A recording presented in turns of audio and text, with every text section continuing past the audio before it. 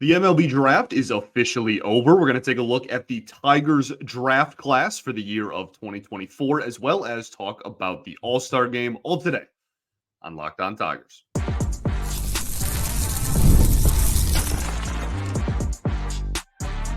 You are Locked On Tigers, your daily Detroit Tigers podcast, part of the Locked On Podcast Network, your team every day. What is up, everybody? Welcome back to another edition of Locked On Tigers. I'm, of course, your host, Scott Bentley. Today is Thursday, July 18th, 2024. Thank you so much for making Locked On Tigers your first listen every single day. We are free and available wherever you get your podcasts, including YouTube, part of the Locked On Podcast Network, your team every day. This episode of Locked On Tigers is brought to you by Booking.com. Booking.yeah. The right stay can make you a fan of any city, even your rivals. So check out Booking.com for your stay today. Welcome in, welcome all. Happy Thursday, everybody. So we have taken a few days to talk about the Tigers Major League team. Obviously, recap the Dodgers series. Talked yesterday about first half and second half, pre and post All-Star break, what to expect. Talked a little bit of Skubal trade possibility. We talked, about the trade deadline in general. Did a lot of big picture conversations. And we started the week with a draft recap of the first two rounds plus the comp picks and whatnot. So the first three draft picks for your Detroit Tigers in the MLB draft that was during the All-Star break as well. And now we have a day to kind of recap the rest of the draft. So we are going to talk today about who the Tigers got in rounds 3 through 20. The MLB draft only being 20 rounds now. I say only, even though that's still way more than any other sport, because it used to be so much more. So the draft is now just 20 rounds. And, I just want to talk a little bit about, if there's anyone really intriguing that they got here in day 2 and 3, but also B, just kind of the draft strategy as a whole, the outlook of the system as a whole, et cetera, et cetera. So I want to start off by just rattling off the names of everybody they took here. We have Michael Massey, who's a right-handed pitcher from Wake Forest. Jack Penny, a shortstop from Notre Dame. Woody Hayden, a shortstop from UC Irvine. Jackson Strong, outfielder from Canisius. Ethan Sloan, lefty from Regis University. Zach Swanson, righty from Tootle Lake. RJ Sales, a righty from UNC Wilmington, goodness, I can't read. Micah Ashman, a lefty from Utah. Jude Warwick, a shortstop from Downers Grove, Illinois. Lucas Ellisalt, righty from Chipola College. Preston Howie, a righty from St. Mary's. Zach McDonald, outfielder from Miami. Anson Siebert, righty from Blue Valley Southwest. Gabriel Rosado, a catcher from the Carlos Beltran Baseball Academy. Bryce Allowine, a righty from Southern Union State. Chase Davis, a lefty from Leon High School. And Dawson Price, a righty from Eastern Oklahoma State Junior College. So now that we just threw, almost 20 names at you with no other context other than their names, let's break down some of these. And just, again, kind of the class as a whole. I think one of the biggest things that jumps out at me here is that there was a lot of arms in this draft class, and for an organization that has been so good over the last 2, 3, 4 years at developing pitching, I think that at the top of the draft, that's one of the reasons why I was so big on going with a bat. Right? I wanted a bat because, look, I trust this organization to develop some pitchers. Now, that doesn't mean you just can't take pitchers ever. So, your first round pick, your big money, this guy's going to be a future core piece of the team. You take a shortstop, and that's what the Tigers did out of high school. And then the rest of the draft becomes very, very arm heavy. And specifically, as we will talk about in a second, the Tigers have no fear taking prep players and prep arms specifically, despite the fact that they are prep arms, are probably the most risky demographic, probably the most risk involved in taking those specific players, but I am intrigued by then on the flip side. Okay, well, if you get a bunch of talented young arms in the organization that has proven that they can develop arms, then that is pretty interesting, right? That's and look, one of the big things that we need to make abundantly clear here is that if they even get a few of the guys in this draft class to be legitimate, solid Major League Baseball players, that is a win. Right. There's a reason that these drafts are 20 rounds. You have to fill out an entire minor league system as well. That's why there's so many players in the MLB draft and so many rounds, like I said. But this is still, if we were to get, I don't know, 4 players out of this draft that we look at, in a few years and we're like, wow, there's some actual like real pieces here. And we have quite a few players from this draft that we are really big on and that we think can be, key contributors going forward, then that would be a win. So we're talking about this in generalized statements, but you also have to throw a lot of darts if you want to try and hit a bullseye. So I do think that taking arms, while this organization still very much needs bats at all levels of the system, I am intrigued with the premise of, we're going to draft to our strength as well and try to get some talent in here that we think our guys can get their hands on and work and develop and hopefully get to the major league level someday. It is interesting hearing the Tigers, Metzler and Connor specifically, the two guys that kind of their biggest job with the organization is arguably the MLB draft. So with those two specifically, it was just really interesting hearing about how they weren't going into the draft thinking, we need arms. We need a lot of arms. They said it was just kind of how the board fell, and they had everybody ranked, so to say, based on how much they liked them. And it just happened that I think one of the quotes was, we can't control what 29 other teams do. And that is very true. You certainly can't. You surely can't. So I think that there is something to be said for Harris's overarching strategy just being, there's a few things. A, best player available, which I have no issue with. I think that should be your mindset pretty much across the board in all drafts and in all rounds. I don't have an issue with that. But B, and something we'll talk about here after the break, is they are very, very, very keen on taking prep players and athletic players. Jason Beck of MLB.com wrote a great article kind of breaking down his viewpoint about that strategy and whatnot, but that was abundantly clear. We'll talk about that a little bit more right after this. Got to tell you today about our friends over at eBay Motors. Passion, drive, and patience is the formula for winning championships and also what keeps your ride or die alive. eBay Motors is everything you need to maintain your vehicle and level it up to peak performance. Superchargers, roof racks, exhaust kits, LED headlights, and so much more. Whether you're into speed, power, or style, eBay Motors has got you covered. With over 122 million parts for your number one ride or die, you'll always find exactly what you are looking for. And with eBay Guaranteed Fit, your part is guaranteed to fit your ride every time or your money back. Because with eBay Motors, you're burning rubber, not cash. With all the parts you need and all the prices you want, it's easy to make your car the MVP and bring home huge wins. So keep your ride or die alive at ebaymotors.com. Eligible items only. Exclusions apply. eBay Guaranteed Fit is only available to U.S. customers.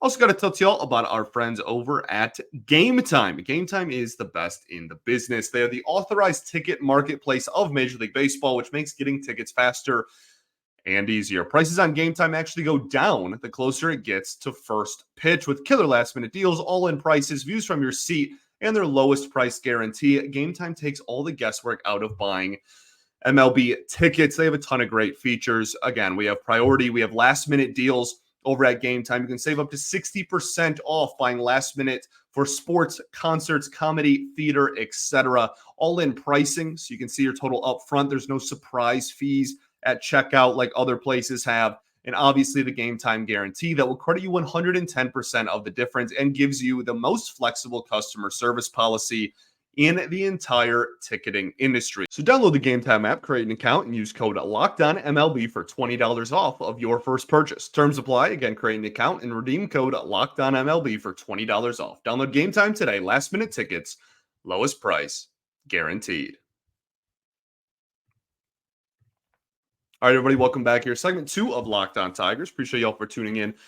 As always, making us your first listen every single day. Shout out to the everydayers that do tune in every day. We will, of course, be back tomorrow as we look ahead to the second half of the season. Start talking about this Toronto series as well. Also, be sure to check out Locked On Sports Today, the free 24/7 streaming channel over on YouTube. You can check it out for free and subscribe for free on YouTube. Again, Locked On Sports Today, or check it out for free in the Amazon Fire TV channels app. So talking about the 2024 draft class, talked about the taking of pitchers and the high amount of arms that the organization took this year. It is exciting because they can develop arms. I really don't hate it. And honestly, after the promotions that the Tigers had the last couple of years, Reese Olson, a big one. I mean, there's a few, honestly. But you don't have a ton of arms that are really crushing it in the lower levels of the minors, right? Like you have Job, who's been good and is, the best pitching prospect in baseball. And then you have Ham, who is kind of maybe not on the radar of a lot of other people, but has had a really, really solid season this year as well. So outside of those two, and that's not to say there's no arm talent, right? Still, a lot of people still really like Ty Madden. I really like Dylan Smith still, but he needs to stay healthy. Like there's plenty of arms, just period. But as far as like the high end, we really are banking on him being a part of the rotation going forward or in a couple of years type of thing. There's not a ton after the promotions lately. So I do think that kind of re-injecting an organization that can develop arms, as I've said a million times, I'm talking in circles, let's move on. But I have no issue with that in general. The athleticism is something that was pointed out by a lot of people in the fan base as well. Look, this really just kind of leans into the philosophy of the organization. That is, if you can play multiple positions, you're probably going to play multiple positions, right? Now, there's an exception to people that play premier positions. So if you're a center fielder, you're probably just going to play center, right? Like Parker Meadows is not trotting out there in right field anytime soon. Same with Javi is not playing anywhere besides shortstop, but there is a lot of other versatility surrounding this organization right now. And some people are frustrated by that and want just people that are focused in and actually play one position. At the end of the day, whether a guy comes up through the system and ends up being only a left fielder or only a second baseman or whatnot, it's still, better for them in theory to be athletic than not. So like, I really don't have an issue with it, but I do think that it plays into the philosophy of, the more versatile you are, the better in the eyes of this front office. I also think that youth is something we should address and talk about because it is very clearly a big, big, big sticking point with this organization. Look, I don't have an issue with this either. Like taking prep players, they have higher upside, especially when you get into the later rounds of the draft. If you have the money and you have the ability to sign them, I have zero issue taking prep at the bottom of the draft. I think that is like, I don't want to say objectively necessarily because like it is a case-by-case basis. Obviously, there's plenty of college players that are drafted late that end up being really good. But in general terms, prep players have higher ceilings than college players. And again, it's case to case. I'm not saying that's just like universal, but that is in general how the draft works. But they also just have much lower floors. They're also significantly riskier and way more of them bust or flame out than college players. So there are some organizations that are all in on college. You know what? We're going to take high floor. We're going to take guys that we know can be at worst organizational depth in the higher levels of the minors and at best can be everyday starters, right? Guys, they're going to be borderline major league talent,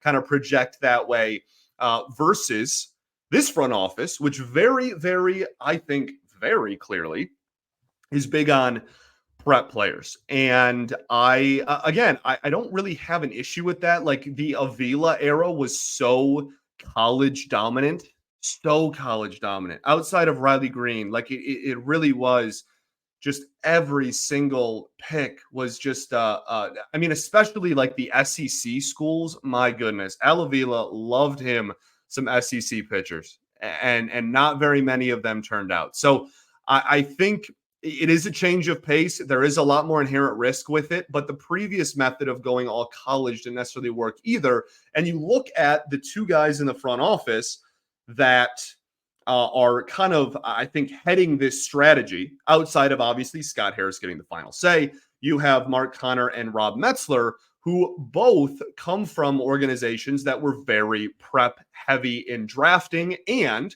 came from two very good minor league systems while they were there, right? Connor came from the Padres. They had a crazy farm system, and obviously they made a lot of trades and whatnot, but they have always had a lot of really solid talent. And then Metzler from the Rays, maybe even more so. A lot of really good talent coming out of that organization always as well. That's why they're able to be so competitive with no payroll all the time. So these three guys, Connor, Metzler, and obviously Scott Harris, clearly are very big on taking prep, and that is going to be a strategy going forward. And that's something we talked about going into the week and going into the draft in the bonus episode on Sunday was, this is draft 2. This is where we learn if it was just a draft to draft thing or whether it's going to be the strategy of the future of the Detroit Tigers. Are they just going to take prep players and prioritize prep players more than anything?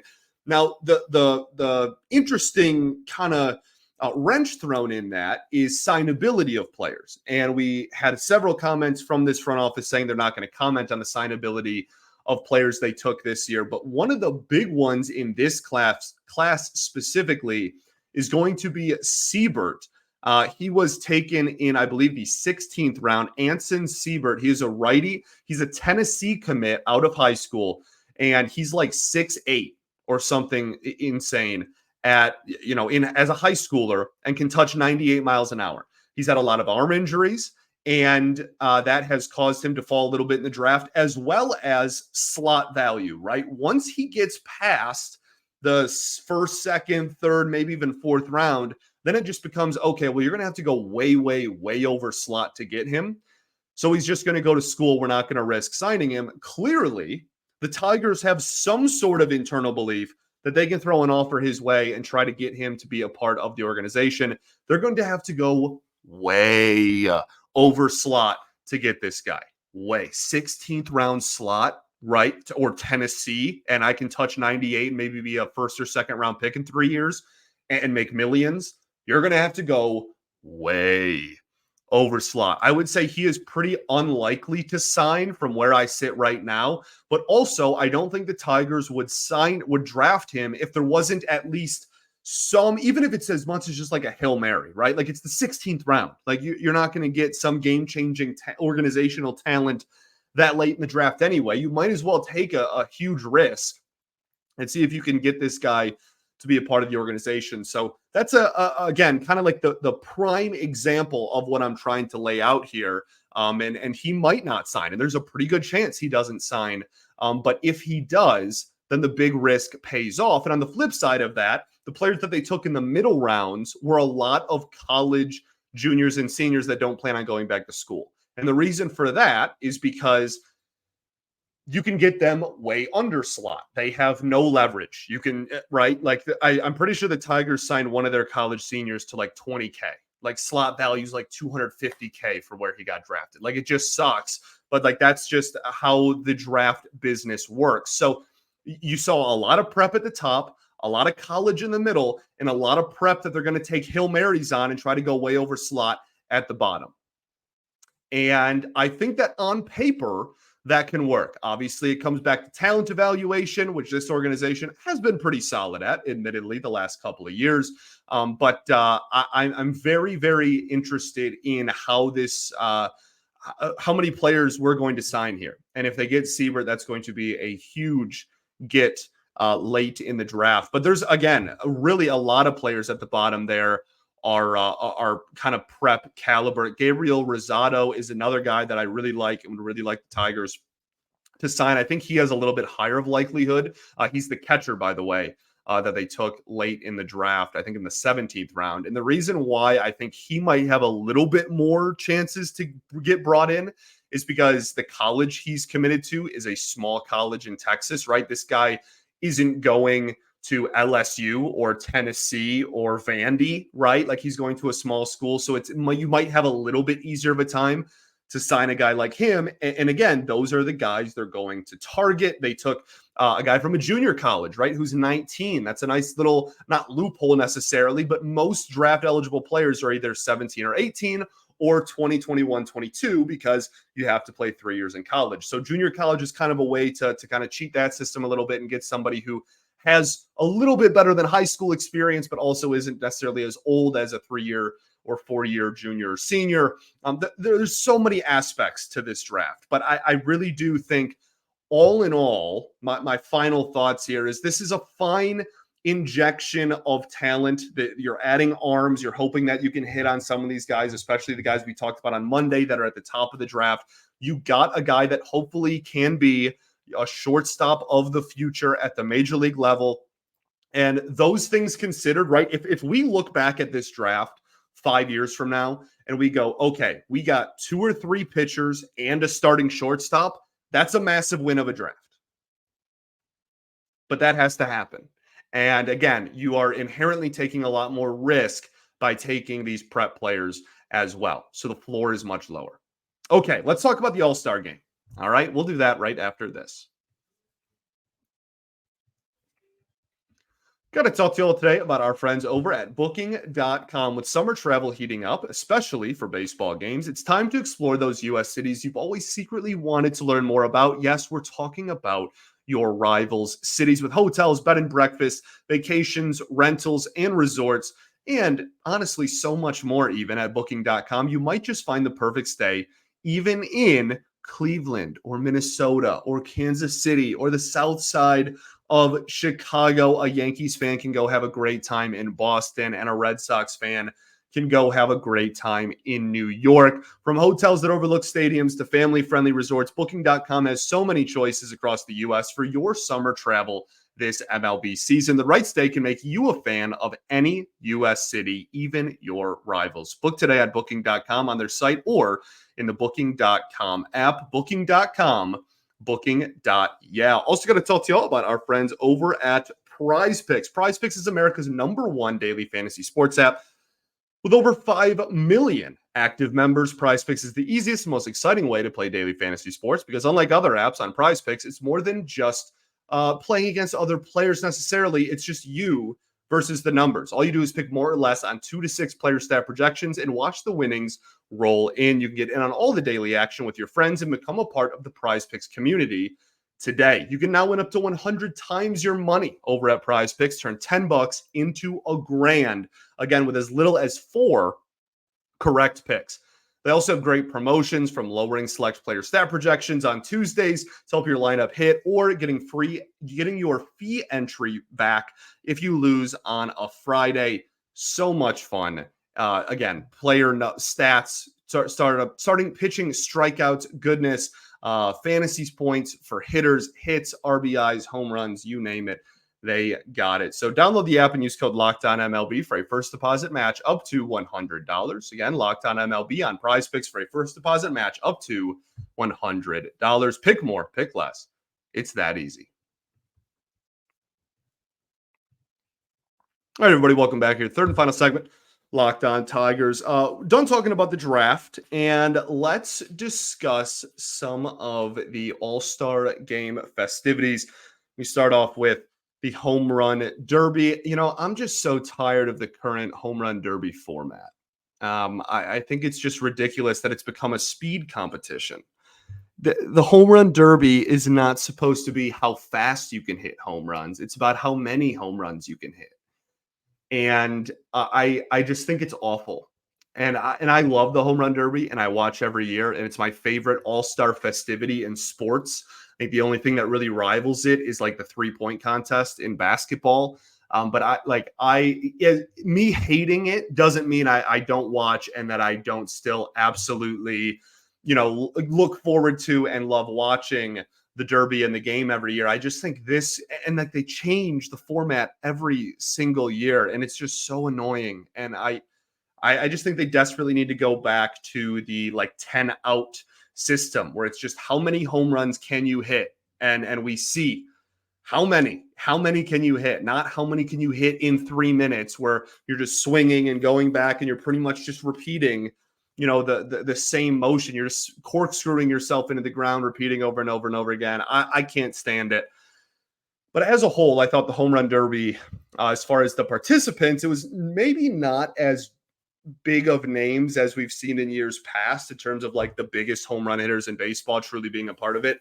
But I still think it was a good product, and I still liked the outcome. Whatever, I wasn't really rooting for anybody, just like not Pete Alonso, to be completely honest with you.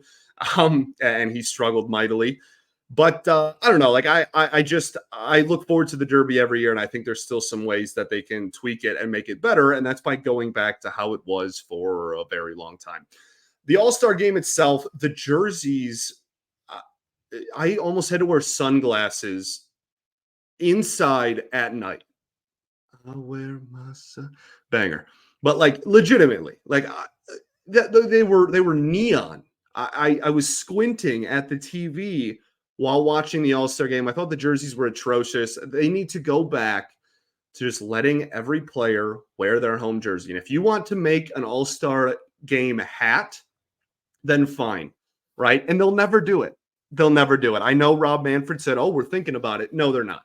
It's a complete lie. They won't do it because thousands and thousands and thousands of fans every year buy the All-Star Game jerseys and the All-Star Game hats. And they're not losing out on the revenue that they make by selling All-Star Game apparel. So they're never going to go back to the players just wearing their team's jersey or whatnot, but they need to, because this was an atrocity. The American League was worse than the National League. AL supremacy, by the way. 10 of the last 11. Get out of my face. Have the Tigers been a big part of that? Not important. Not important. We don't need to talk about that. Okay? In the early years there, I guess they would have been. They had a lot still in the early part of that 11. But for most of it, not really. Don't care. Okay? 10 of the last 11. As far as I'm concerned, the AL reigns supreme yet again. But seeing Skubal and Greene in the All Star Game is obviously what everyone's here to talk about, and I think that it was awesome. And like the All Star Game doesn't quote unquote mean anything, but I still think the MLB's All Star Game is comfortably the best All Star Game in sports. It's the only one where you see kind of like max effort still, and maybe not max effort, but a lot of effort still being put into it. NBA's All Star Game is a joke. The NFL's is a flag football game at this point.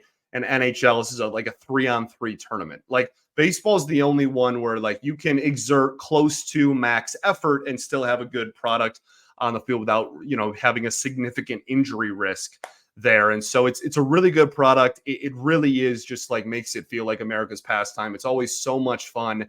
And I loved seeing Skubal and Greene both get legitimate action. And Greene had went 0 for 2 with a strikeout. Had a line drive to center field. He got a hold of that ball, but just didn't go far enough. And then Skubal with a 1-2-3 inning. I did think, it's still a joke that he was not the starter. I understand Corbin Burnes is very, very good. I'm not saying Corbin Burnes is a trash can. Okay, he's obviously very good and one of the best pitchers in the American League. I think if Skubal played for the Orioles and Corbin Burnes played for the Tigers, Skubal would have gotten the All-Star Game nod. That's my opinion on the matter. I think it was, the team they're coming from type of situation more than anything else. But it was really cool to see that. Seeing the picture that the Tigers took of them rocking buffs was awesome. Okay, just an incredible aura. Riley Greene and Tarik Skubal rocking the buffs went crazy hard. And then I think the funniest moment was, well, maybe there's two. Riley Greene, his eyes getting as big as his head as he was sliding to go catch a ball in the outfield was definitely kind of a funny moment. But for me, the funniest moment was them going, John Smoltz trying to interview Tarik Skubal while he's on the mound, him going, this is way too loud, and saying without saying this is annoying, and then just didn't answer them and just didn't do the interview. He's like, yeah, this is really loud, guys. I don't know if you can hear me, but this is really loud. And then he just didn't do it. And he's like, screw this. I'm not doing an interview right now. 1, 2, 3. Kind of laughing, talking to Alec Boehm there a little bit on the fly out too. Just really cool to see. And again, the first time that we've had 2 All-Stars, not including the Miguel Cabrera and Albert Pujols, here's an All-Star game nod thing in 2022. It's the first time we've had 2 since 2017. That's so long ago. That's 7 years removed. So I think just seeing the Tigers represented by like real players and not just, oh, you're really bad, who's your best reliever, right? Like this was a starting pitcher and an outfielder that were both homegrown at that, both drafted by the Tigers organization, and is a top end, top 5 or 6 outfielder in the American League, and then arguably the best pitcher in baseball. Both of those guys being Detroit Tigers is awesome. And it was really cool to see them on the national stage there. Get some credit and some recognition. I think that's it. Thanks for making Locked On Tigers your first listen every single day. Shout out to the everydayers that do tune in every day, and we will be back tomorrow. All right? I appreciate you all. Peace and love. Going to therapy's dope, and I'll catch you all then, baby. Go Tigers.